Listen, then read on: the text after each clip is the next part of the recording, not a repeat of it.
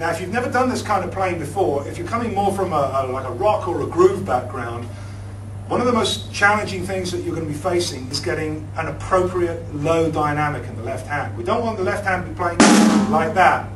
Okay? So what I'm doing is, rather than making the mistake that often gets made and just using a little finger action at the bottom of the grip, I'm actually using the wrist and the forearm to generate a very, very small motion, which gives me a lot of dynamic control. You don't want to start isolating certain elements of your technique too early on. Try to get everything to work together, and it's much more of an accomplishment to be able to do this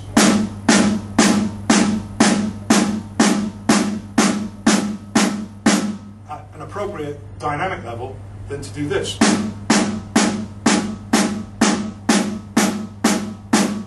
And they're both valid, but the wrist and forearm motion at that really low level often gets overlooked. So if you look at the examples in Drummer magazine, you'll see that the next thing we do is do quarter notes on the bass drum, like this.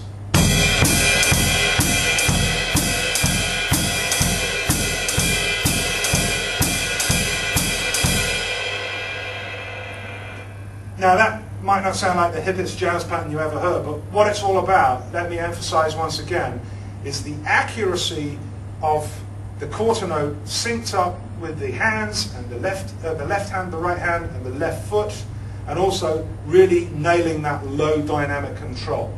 And what we can also do, if you look at the third example, is to play the snare drum on all the off beats. That's all the ands. 1 and 2 and 3 and 4 and, like this.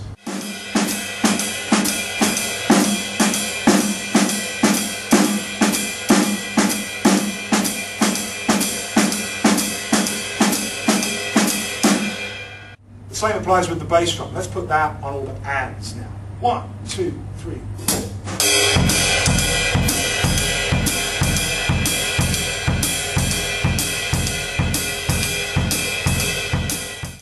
And for something a little more challenging, try putting the left hand and the bass drum in unison. First of all, on the beat.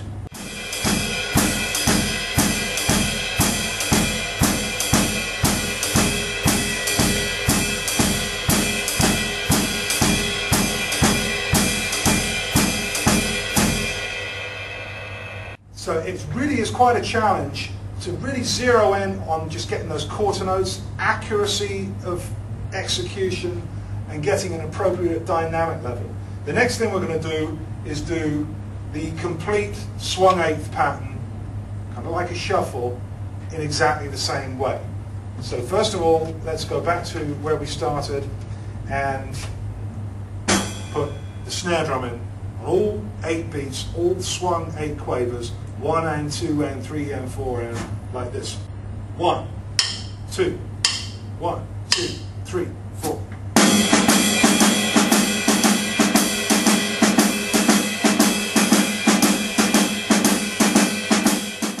And similarly, the bass drum.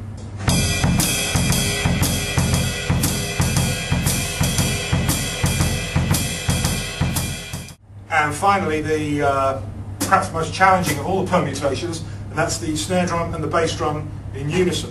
Remember, watch out for the dynamic level and the accuracy of execution.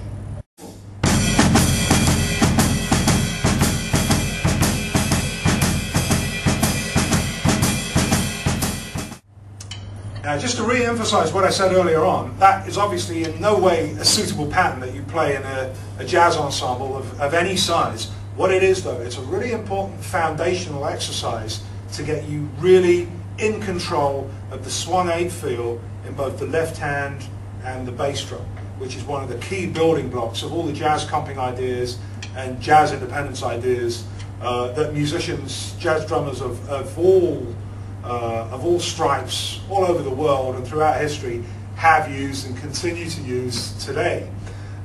So if you're new to this style of music, really nailing the execution and the dynamic level will really give you a solid foundation on which to build your creativity further down the line, which we'll be discussing in future editions of these videos. And maybe if you're an advanced player, or you've been around the block a couple of times, it's often worth going back to these fundamentals and just having a look at how accurate you are and how much you have the dynamics under control. So I hope you get a lot of enjoyment and inspiration from these exercises, and thanks to all the guys here at Drumtech for producing this video, and I'll see you next time.